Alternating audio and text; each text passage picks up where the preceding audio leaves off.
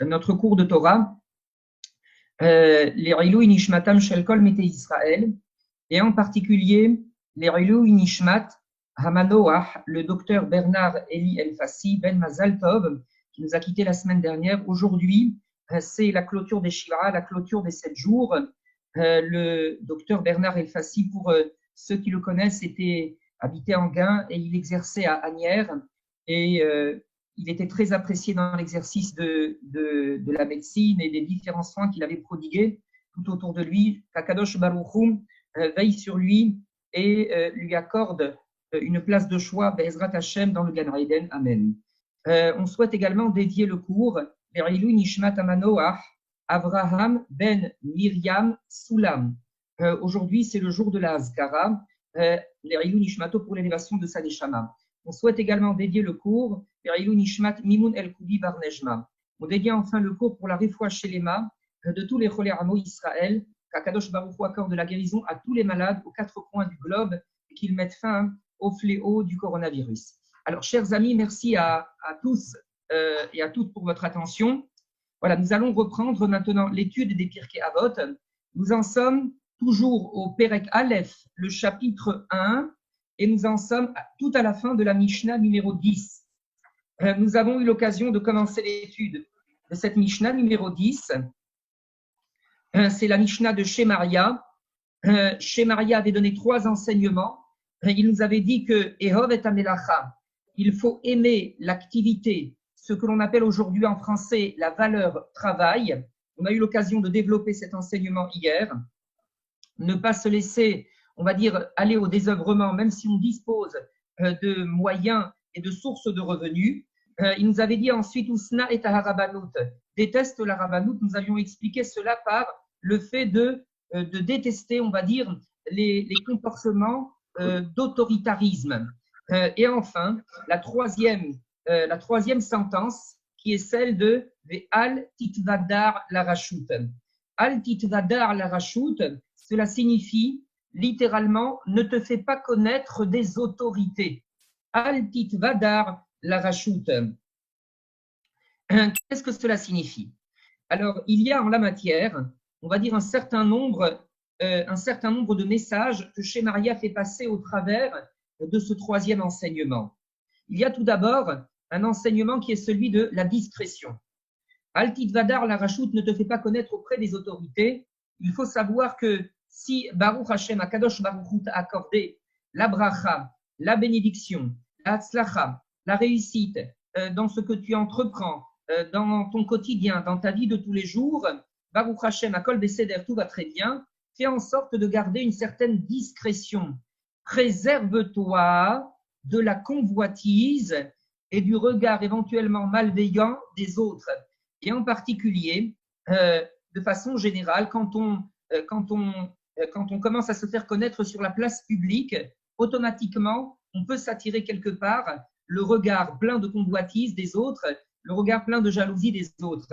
C'est une façon de dire effectivement qu'il faut savoir cultiver la discrétion, savoir cultiver la sobriété et faire en sorte de se préserver de ce que l'on pourrait appeler de façon générale du haraïn havar, du mauvais œil. Donc c'est ce que l'on appelle un conseil de Chochmat Chaim, c'est-à-dire c'est une expression de sagesse de vie que nous donne ici Shemaria en nous recommandant d'être capable effectivement de rester sobre et de rester discret.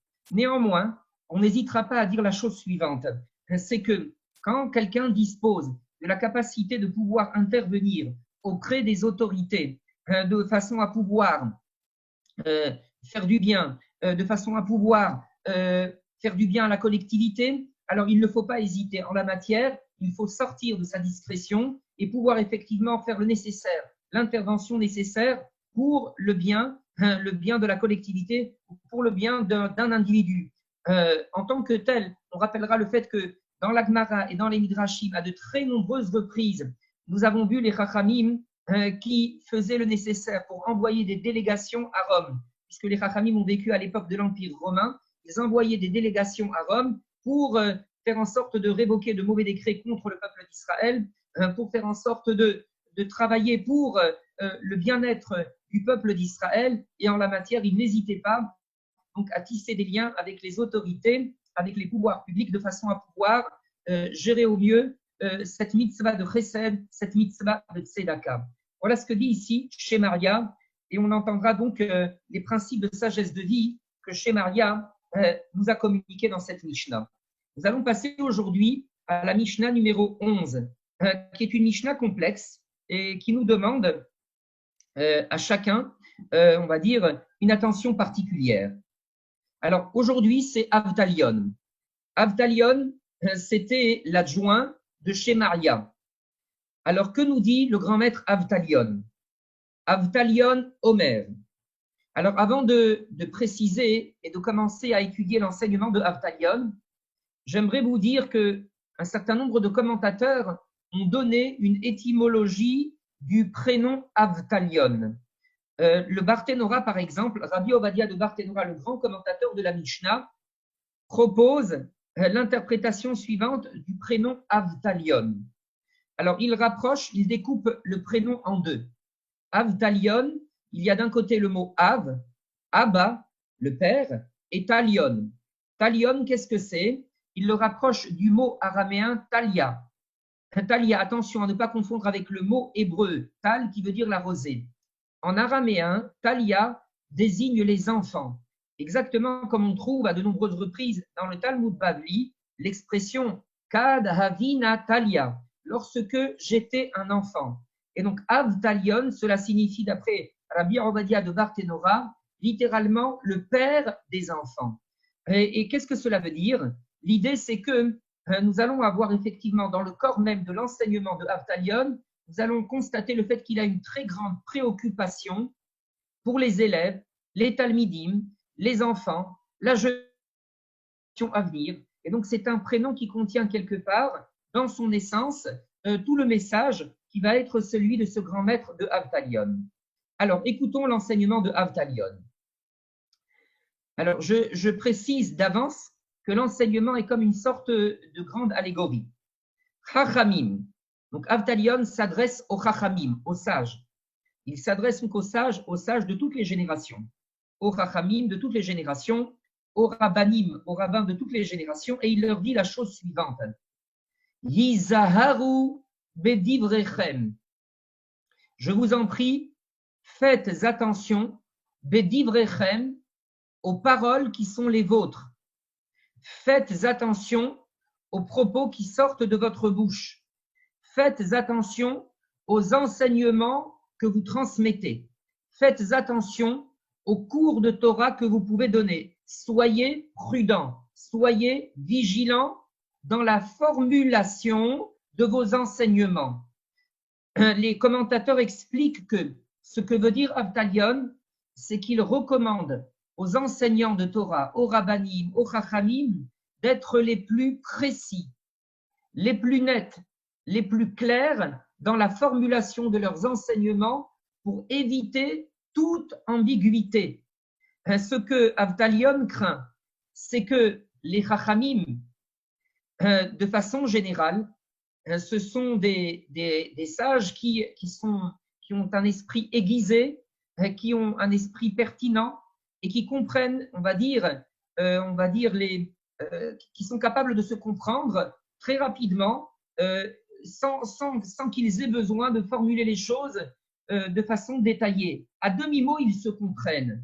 Et donc, les chachamim pourraient être tentés, dans la formulation de leur enseignement, d'être très succincts, d'être brefs et de ne pas être suffisamment détaillés. Ici, Avtalion donne la recommandation suivante. Il dit, il est impératif, quand on s'adresse à un public, quand on s'adresse à un auditoire, d'avoir les propos les plus précis et les plus nets qui ne souffriront d'aucune ambiguïté. Voilà ce que dit Avtalion. Alors nous allons, après cette introduction, commencer la traduction de sa Mishnah. Chachamim izaharu bedivrechem. Oh Chachamim, je vous demande de faire attention, dit Avtalion, aux paroles qui sont les vôtres.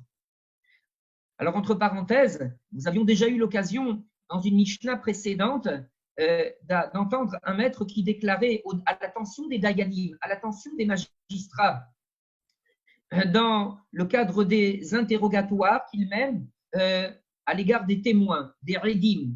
Nous avions déjà eu l'occasion d'entendre un chacham dire Vezahir bidvarecha, fais attention aux paroles que tu vas émettre quand tu vas interroger les témoins. Ici, c'était dans le cadre restreint. Là-bas, c'était dans le cadre restreint, on va dire, d'un interrogatoire.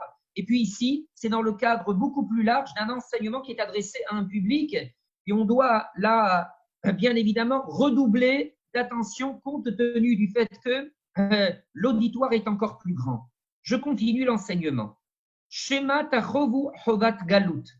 Peut-être que vous serez par la suite dans l'obligation, que vous serez contraint, hovat galut, de littéralement vous exiler. C'est une image, c'est une allégorie. On va comprendre l'allégorie bientôt. Vetiglu limkom mayim haraim. Et que vous serez dans une situation d'exil, dans un lieu dans lequel il n'y a pas d'eau saine, mais de l'eau qui n'est pas potable. Veishtua talmidim habaim acharechem. Les élèves qui viendront après vous se mettront à boire de ces eaux. Veyamutu, et ils finiront par mourir. C'est une expression allégorique pour dire qu'ils vont s'égarer. Venimtsa shem shamaim mitralel. Et le nom de Dieu, par votre faute, aura été profané. Alors, que signifie cet enseignement, cette métaphore filée à laquelle Avtalion a recours? Alors, quand il parle de galout, quand il parle d'exil et du fait de se retrouver dans un environnement dans lequel il n'y a pas d'eau potable, les commentateurs expliquent que les maïm ra'im, l'eau qui n'est pas potable, représente, on va dire, les doctrines philosophiques qui sont contraires à l'enseignement de la Torah et que les gens pourraient ingérer. Quand on vit dans un milieu, dans un environnement dans lequel se répandent des discours, des philosophies, des doctrines qui sont contraires aux principes de la Torah, qui sont contraires aux principes de la foi, qui sont contraires aux principes de la Torah de Moshe Rabbeinu, et que dans le même temps, les maîtres de Torah ont des propos qui souffrent d'ambiguïté, ont des propos qui ne sont pas suffisamment clairs, nets et précis dans leur formulation, sous l'effet de cet environnement qui est un environnement, on va dire, délétère ou un environnement qui est ambigu, les élèves qui écoutent l'enseignement du maître pourront interpréter de façon du maître. Et c'est contre cela, c'est cette situation-là que Avtalion décrit, du verbe décrier, c'est contre cette situation qu'il met en garde les maîtres en leur disant vous vous retrouverez dans des environnements dans lesquels on entendra toutes sortes de choses, dans lesquels on répandra toutes sortes de discours. Donc, si vous ne prenez pas, vous, la précaution d'être précis, net et clair dans la formulation de vos enseignements, vous risquez de générer chez vos élèves des ambiguïtés, vous risquez de générer chez vos élèves des malentendus, des problèmes de compréhension dans votre enseignement qui se traduiront ensuite par tout simplement des déviations au niveau du comportement et éventuellement un éloignement par rapport au chemin qui est celui que l'on appelle en hébreu le Derech HaTorah, c'est-à-dire la voie de la Torah, la voie qui est celle qui mène à Dieu, la voie qui est celle qui mène à la pratique des mitzvot. Voilà donc le danger que décrit ici, c'est-à-dire ce contre quoi il met en garde les maîtres. Et il faut comprendre qu'il s'agit de quelque chose qui est particulièrement actuel. Si quelqu'un n'évolue, j'allais dire, que dans un environnement qui est celui du yeshiva, il ne sort pas de la yeshiva. Alors même si le maître, donc on va dire que suivant l'allégorie de Avtalion, il est dans un endroit dans lequel il n'y a que de l'eau potable. Alors même si le maître n'a pas été précis dans son enseignement, il a laissé part, on va dire, à une certaine ambiguïté, compte tenu du fait que l'environnement est sain, les élèves ne risquent pas de se tromper, les élèves ne risquent pas de se méprendre. Mais quand on va dire on évolue dans un enseignement excusez-moi, dans un environnement qui n'est pas un environnement clos, un environnement qui est ouvert à toutes sortes de messages,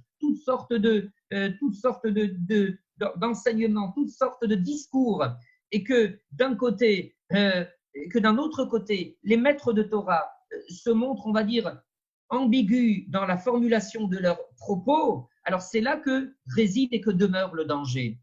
Et voilà ce qu'effectivement nous enseigne ici Avtalion. On comprendra ici que toute la préoccupation d'Avtalion, comme on le disait quand on a précisé la signification de son prénom, c'est de se dire les maîtres de Torah doivent se préoccuper des générations à venir. Il faut qu'ils fassent en sorte qu'ils ne déposent pas comme une sorte, j'allais dire, de mine antipersonnelle dans leurs enseignements qui pourraient prêter à confusion et induire par la suite les gens en erreur.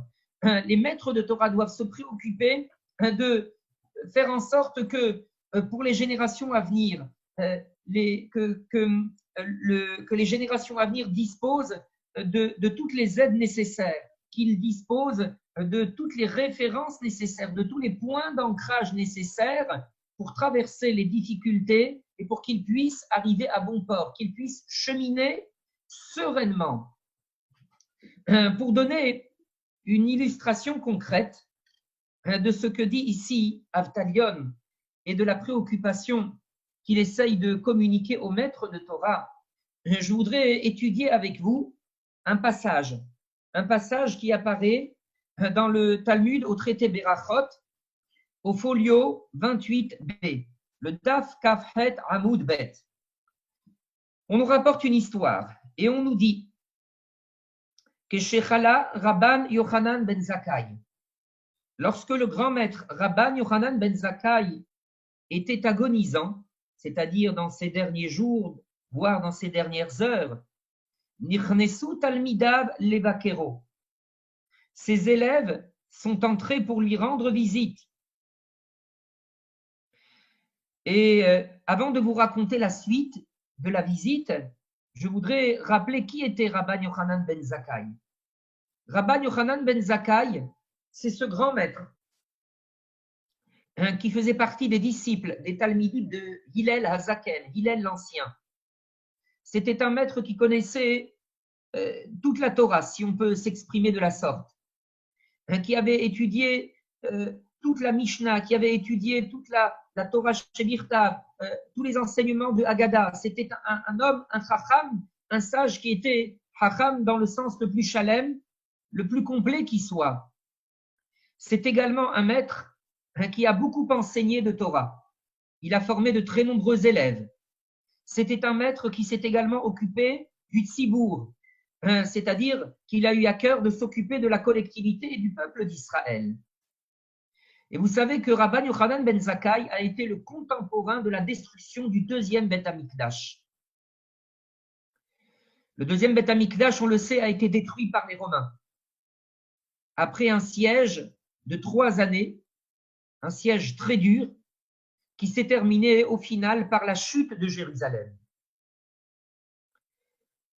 Il y a eu au sein du peuple d'Israël différentes attitudes concernant la question de savoir quelle relation fallait-il adopter avec les Romains. Certains ont pris le parti de mener une guerre à outrance contre les Romains pendant le siège.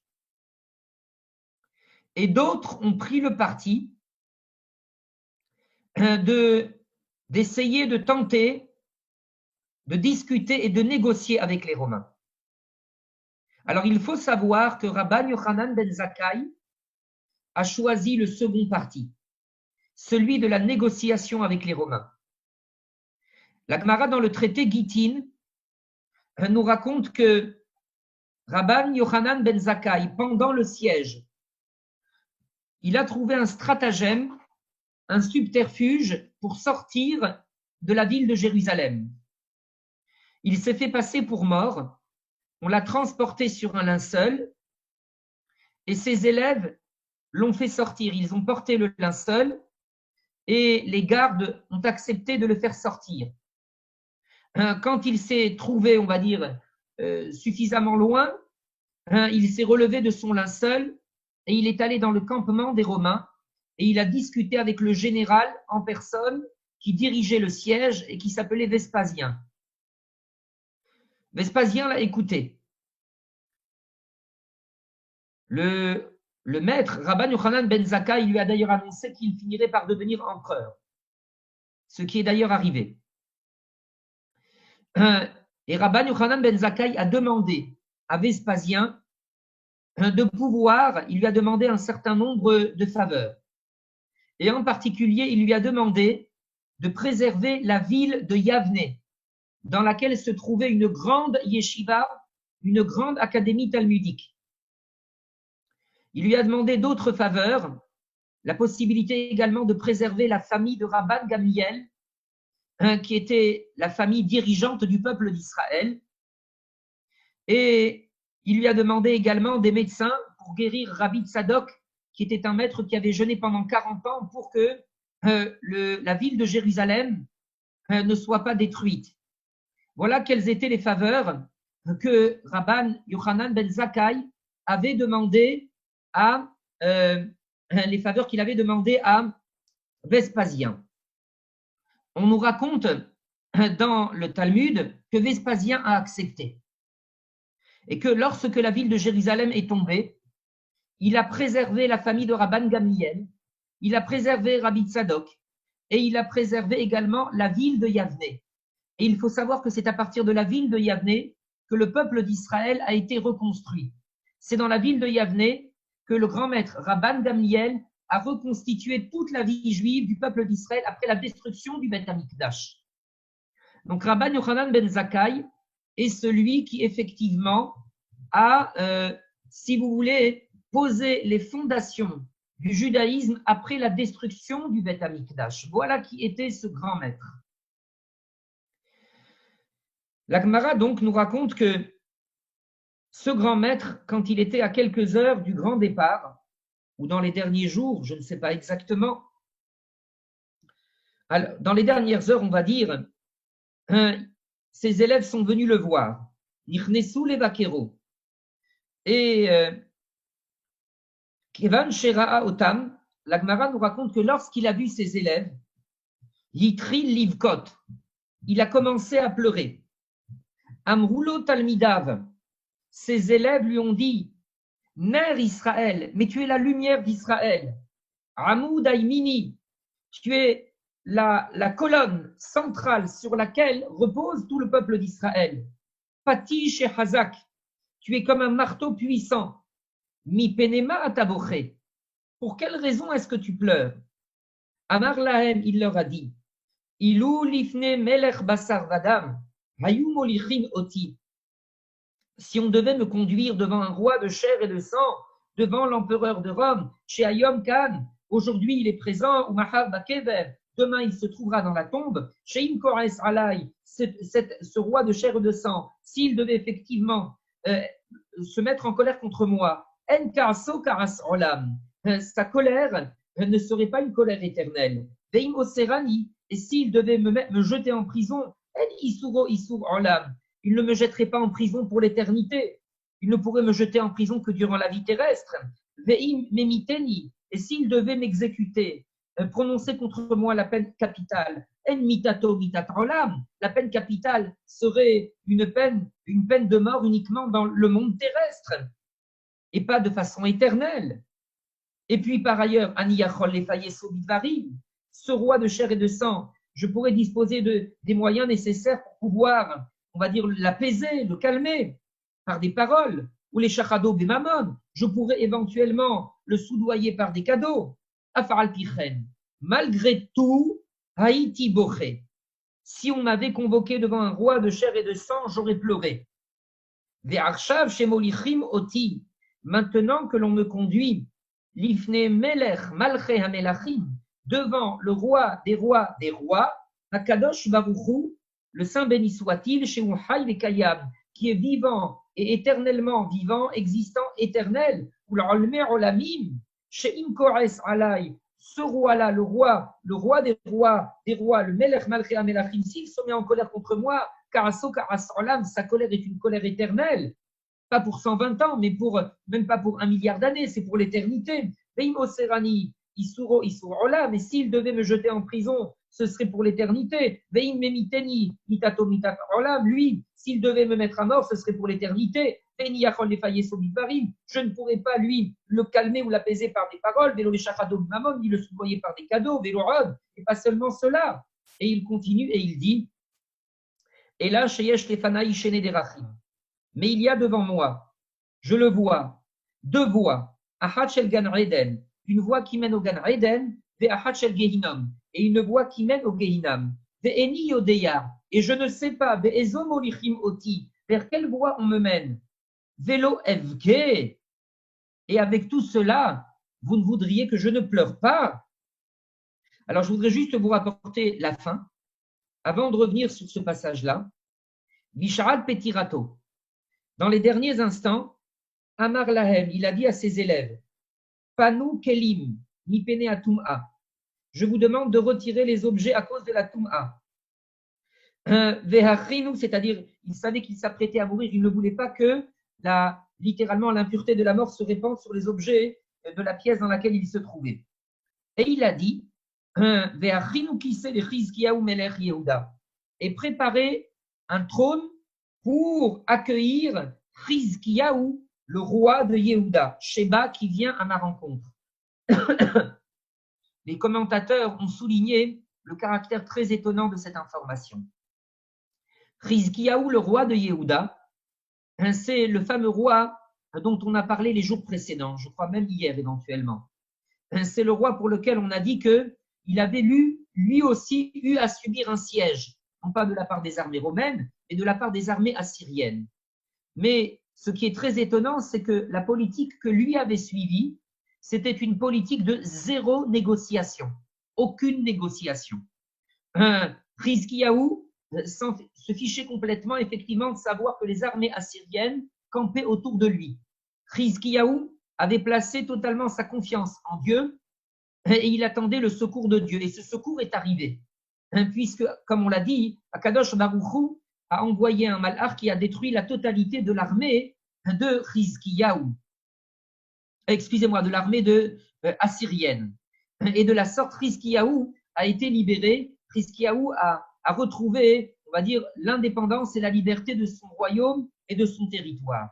Donc la question qui est posée par les commentateurs, c'est drôle quand même de dire ici que Chizkiyahu va venir, la Neshama de Chizkiyahu va venir accueillir le Rabban Yochanan ben Zakkai qui a eu exactement l'attitude opposée, qui en l'occurrence a négocié avec les Romains.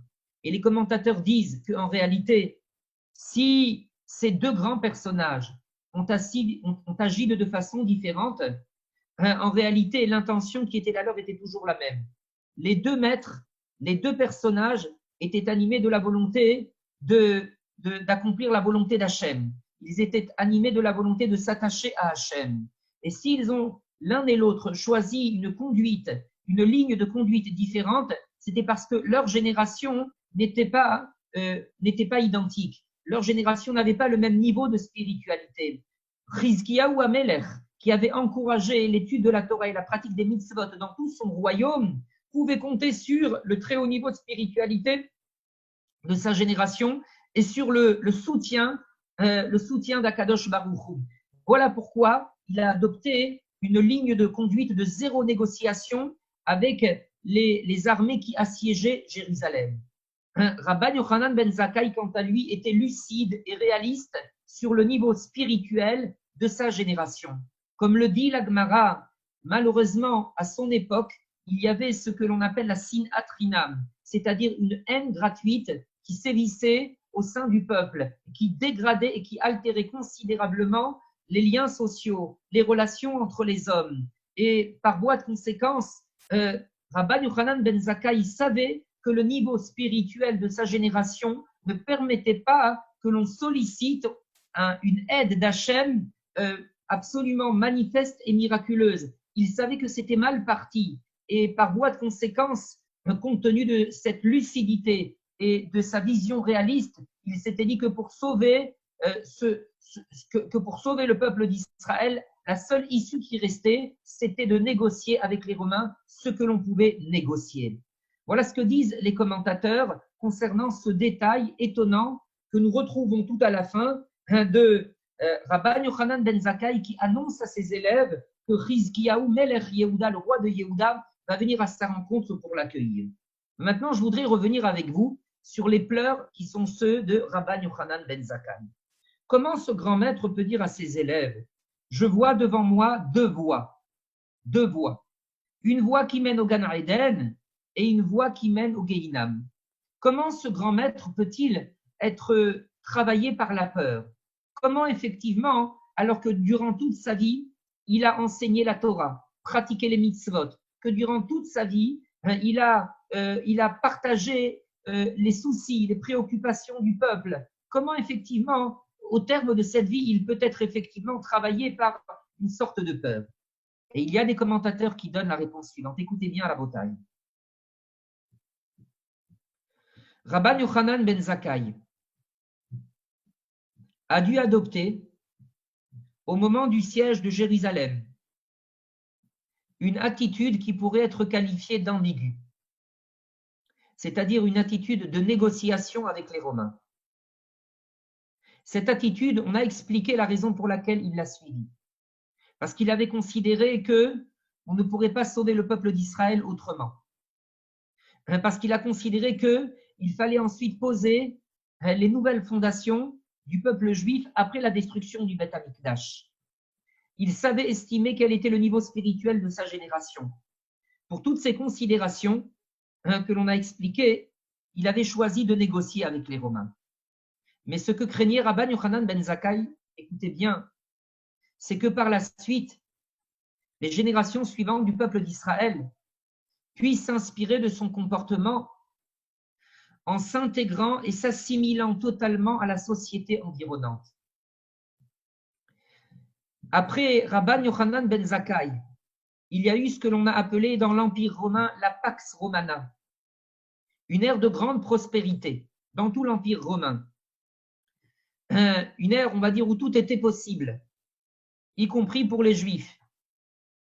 Rabban Yochanan ben Zakkai craignait qu'il y ait, on va dire, des élèves ou des individus provenant du peuple d'Israël qui puissent s'inspirer de son comportement et qui puissent se dire, eh bien, regardez, voilà ce grand maître. Est-ce qu'il y a une plus grande figure que celle de Rabban Yochanan ben Zakkai qui nous a ouvert la voie? Une plus grande figure que celle-ci, qui nous a montré effectivement que, voilà, il est de bon ton de s'insérer dans la cité et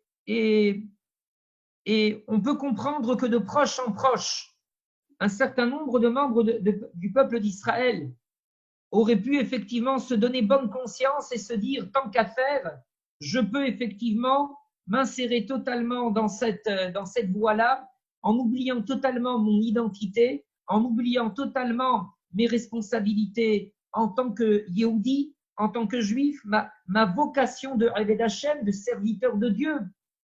On peut comprendre que Rabban Yochanan ben Zakkai craignait que son attitude ne prête à confusion auprès des générations suivantes et que certains ne s'inspirent ou n'essayent, on va dire, de se donner bonne conscience en prenant pour appui et pour exemple le comportement qui avait été celui de Rabban Yochanan ben Zakkai durant cette époque extrêmement dure et délicate du peuple d'Israël.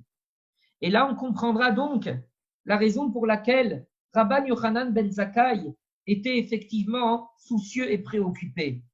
Et c'est dans ce sens-là que l'on peut maintenant relire l'enseignement de Avtalion, qui s'adresse à tous les maîtres d'Israël et qui leur dit « Izaharu bedivrechem » faites attention à vos propos, aux enseignements que vous émettez, aux discours qui sont les vôtres. Shema tahovu hovat galut. Peut-être que vous vous retrouverez un jour dans une situation d'exil, c'est-à-dire dans une situation de difficulté. Vetiglu limkom maim haraim. Que vous vous retrouverez effectivement dans un endroit exilé dans lequel il y a de l'eau qui n'est pas potable. Comprenez par là, comme on l'a dit, toutes sortes de doctrines philosophiques, toutes sortes de discours, toutes sortes de messages et de slogans. Veishtu atalmidim abayim acharechem. Les élèves qui viendront après vous pourront boire de ces eaux. Et ils auront effectivement comme une sorte de trouble dans leur esprit. Et quand ils entendront vos propos qui auront manqué de netteté et de précision, ils pourront effectivement de la sorte se fourvoyer, s'égarer, dévier, veyamutu, et ils pourront de la sorte mourir. Comprenez par là qu'il s'agit d'une mort spirituelle, c'est une allégorie, c'est une image. Et que se passera-t-il au final? Le nom de Dieu aura été profané par votre entremise, alors qu'il ne s'agissait aucunement de votre volonté initiale. Voilà la signification que l'on peut donner ici à cet enseignement de Avtalion. On pourrait dire aujourd'hui la chose suivante. Avtalion recommande aux Chachamim de veiller à leurs propos. L'actualité de cet enseignement, c'est que, de surcroît, nous aussi aujourd'hui, on se doit de veiller aux propos qui sont les nôtres. D'autant que, grâce à la multiplication des moyens de communication, grâce, on va dire, à l'ensemble des outils que nous proposent les technologies numériques, les propos que l'on peut tenir désormais peuvent être répercutés dans de très nombreux cénacles. Les propos que l'on peut émettre peuvent se retrouver dans toutes sortes de forums. On se doit par voie de conséquence de redoubler de vigilance, de redoubler de prudence quand on se met à parler. Je voudrais revenir sur l'enseignement de Avtalion et rajouter 2 précisions. La première, c'est que on aura constaté que Avtalion se préoccupe des générations à venir. Et Avtalion dit au maître que sachez que les propos que vous aurez émis vous engageront même après votre mort, même après votre départ de ce monde-ci, du Olam Hazé. Ce qui nous permet d'ouvrir une sorte de parenthèse et de dire, nous voyons ici dans cette Mishnah de Avtalion, le fait que la vie d'un homme ne se clôture pas après son passage dans le Olam Hazé, dans le monde terrestre. Akadosh Baruch Hu tient compte des répercussions de son passage dans ce monde-ci. Si, après sa vie terrestre, les traces qu'il a laissées génèrent également des répercussions positives, si grâce, on va dire, à l'action qu'il a menée durant sa vie terrestre, il y a toutes sortes de conséquences positives, alors l'individu en bénéficie dans le Olam Haemet, dans le monde de vérité. La Neshama en bénéficie dans le monde de vérité et elle peut continuer à s'élever. C'est ce que nos maîtres nous précisent quand ils disent que chaque année, à l'occasion des Yamim Noraim, à l'occasion de Rosh Hashanah et de Yom Kippour, Akadosh Baruch Hu examine de nouveau les dossiers des Métim, de ceux qui ont trépassé. Et vous savez ce que disent nos maîtres? Quand les gens montent à la Torah à l'occasion de Yom Kippour et qu'ils remettent de la tzedaka, ils remettent toujours de la tzedaka pour obtenir la kapara pour eux-mêmes et pour les niftarim, c'est-à-dire pour les personnes décédées. D'où le nom de Yom Kippour au pluriel. Kippourim, cela signifie les expiations au pluriel, parce que c'est un jour qui apporte la kapara et aux vivants et qui apporte également la kapara aux métim, à ceux qui ont trépassé. On voit ici dans cet enseignement des Chachamim le fait que de façon éternelle, Akadosh Baruch Hu réexamine constamment les répercussions de l'action et du passage des êtres humains sur Terre. Et ça donne effectivement, ça donne à penser, c'est un véritable sujet de méditation qui nous permet de mesurer l'envergure de notre action. Ce que l'on mène comme action au quotidien durant toute notre vie et qu'elle soit la plus longue et la plus belle possible, il faut savoir que cela rejaillira sur les générations suivantes et il faut savoir également qu'Akadosh Baruch Hu en tiendra compte par la suite, bien longtemps effectivement après le départ de l'individu de ce monde-ci. Ça, c'est un point qui est un point qui donne à méditer et qui donne à penser. Le deuxième point sur lequel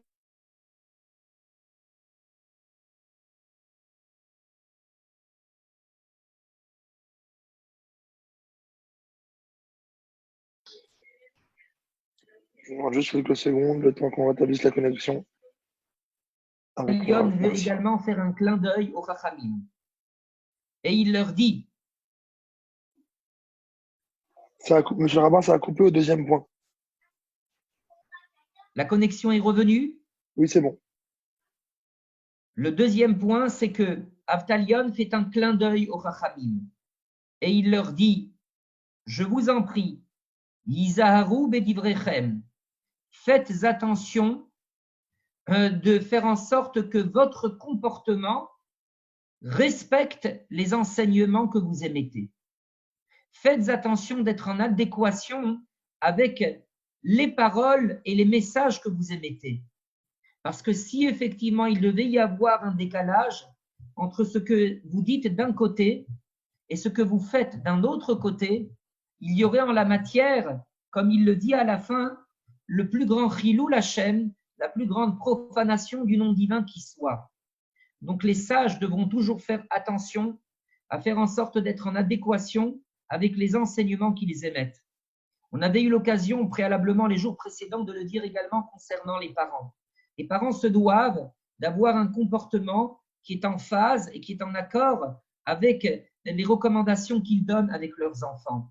On nous demande de veiller à ce qu'il n'y ait pas de décalage et de rupture entre ce qui sort de notre bouche et le comportement qui est le nôtre.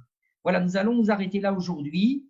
Et puis, encore une fois, un très grand merci à tous les participants et à toute l'équipe de Yeshiva Online. Et excellente journée à vous tous. Merci. Merci beaucoup. Merci.